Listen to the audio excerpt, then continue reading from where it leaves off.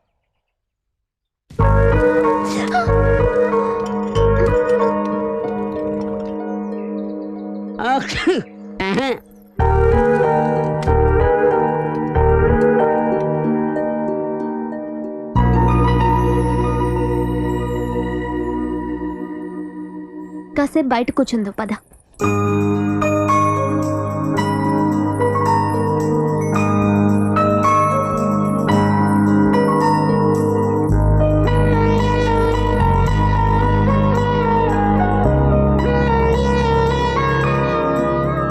రాజు పడుకో. నేను పడుకోను. పడుకోమన్నానా? పడుకో. అరే పడుకో.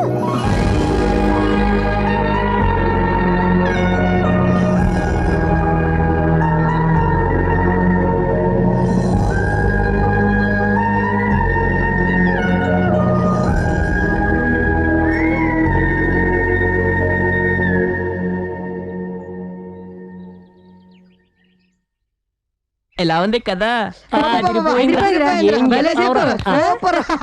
ఎలా ఉంది కొండ?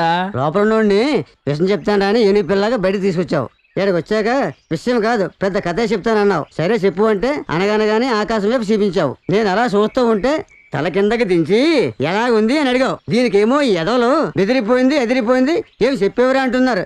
ఎంతకీ కదేంట్రా? ఇప్పుడు నువ్వు మొదటి నుంచి జరిగింది చెప్పావే అదే కథ. ఎలా ఉంది? రాజు నేను బయలుదేరుతాను. కొండకి కథ బాగా ఎక్కినట్టుందిరా.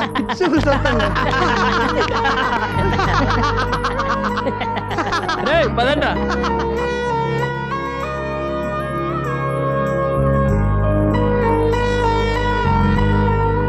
నేను వెళ్ళొస్తాను.